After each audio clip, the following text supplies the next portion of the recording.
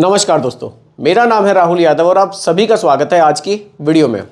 चलिए दोस्तों, देखते हैं कि आज की वीडियो का टॉपिक क्या है। क्योंकि देखिए, डेली मैं टॉपिक कमेंट एक चूज़ करता हूं, उसी पर वीडियो बनाता हूं। तो आज की वीडियो के लिए जो कमेंट मैंने पिक किया है वो देख लेते हैं कौन सा है।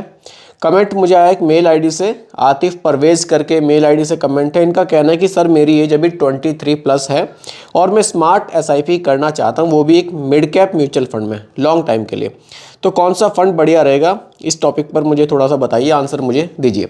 सबसे पहले तो सर आपका बहुत बहुत स्वागत है हमारे यूट्यूब चैनल पर। मैं सभी व्यूवर्स की तरफ से आपका स्वागत करता हूं। चलिए बात करते हैं आपके टॉपिक पर। देखिए, अभी आपकी एज बहुत सही है, मतलब बहुत सही एज में आपने डिसीजन लिया है कि आपको म्यूचुअल फंड में इन्वेस्ट करना चाहिए। देखिए, जितना अर्ली एज में हम लोग इन्वेस्टमेंट शुरू कर देंगे, भले ही थोड़े थोड़े अमाउंट से हम लोग शुरुआत करें, उतना ही अच्छे बेनिफिट्स हमें म्यूचुअल फंड से लॉन्ग टाइम में देखने को मिलते हैं।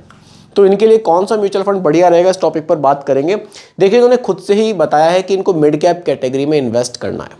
तो मिड कैप कैटेगरी का एक ऐसा फंड मैं इनको बताऊंगा जिसमें इनको ज़्यादा बेनिफिट हो सकता है। वैसे तो मिड कैप कैटेगरी में काफ़ी सारे फंड्स हमें देखने को मिलते हैं, लेकिन इनके लिए कौन सा फंड लॉन्ग टाइम के लिए ज़्यादा बेहतर हो सकता है। तो आइए स्टार्ट करते हैं, और आप सभी लोग वीडियो को बहुत ही ध्यान से देखिएगा, क्योंकि यहाँ एक चीज़ मैं आप सभी को समझाऊंगा बिल्कुल सिंपल भाषा में।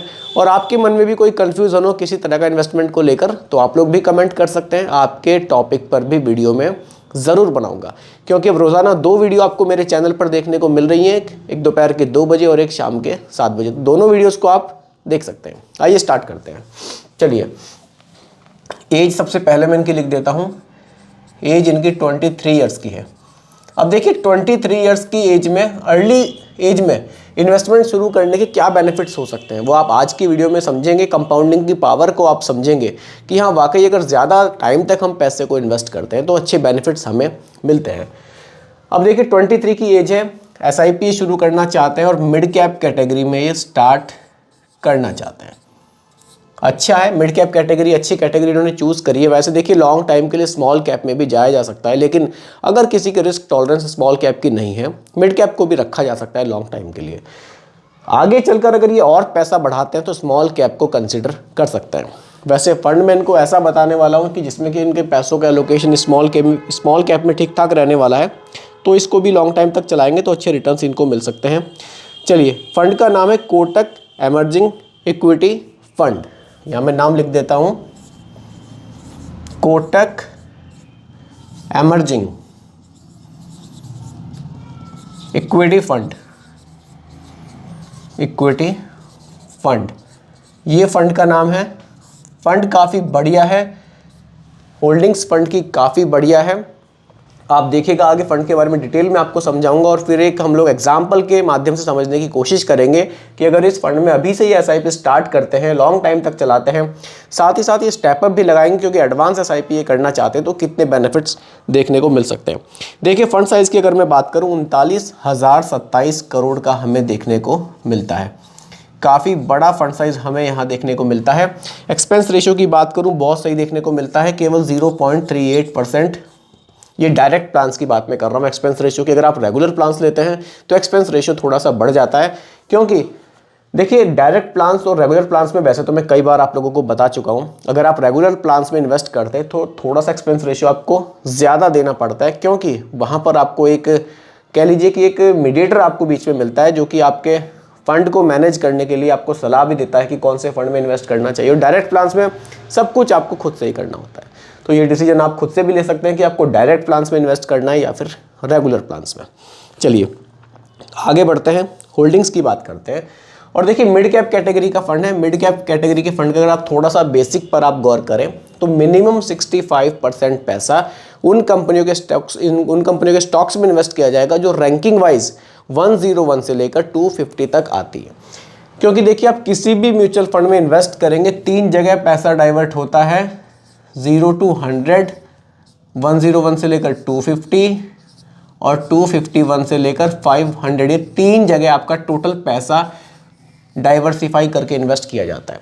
अब ये मिड कैप है तो मिनिमम 65% पैसा 101 से लेकर 250 रैंक तक की कंपनियों में इन्वेस्ट किया जाएगा।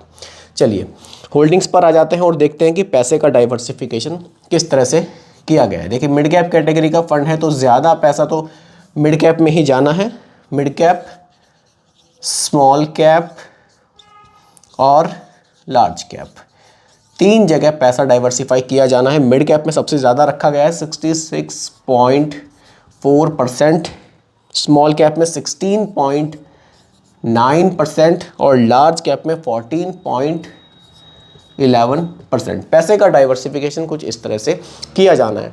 अब देखिए यहाँ स्मॉल कैप का लोकेशन अच्छा खासा देखने को मिलता है आपको, लार्ज कैप से भी ज़्यादा स्मॉल कैप में यहाँ पर पैसे का लोकेशन रखा गया है, इसलिए लॉन्ग टाइम में इस फंड से अच्छे रिटर्न्स जनरेट हो सकते हैं।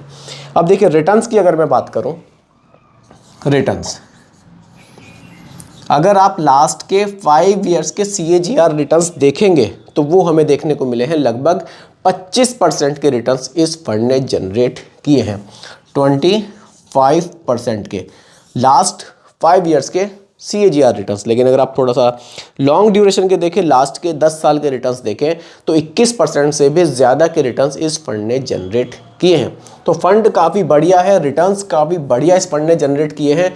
अब मैं SIP पर आ जाता हूँ। अगर ये 5000 रुपीज़ पर मंथ की SIP स्टार्ट करते हैं, एग्जाम्पल मैं यहाँ ये लेकर चल रहा हूँ, अगर 5000 रुपीज़ पर मंथ की SIP स्टार्ट करते, जैसा कि इन्होंने बताया कि एडवांस SIP थोड़ी सी करना चाहते हैं, तो इसमें हर साल थोड़ा थोड़ा पैसा स्टेप अप के माध्यम से यहाँ पर बढ़ जाता है।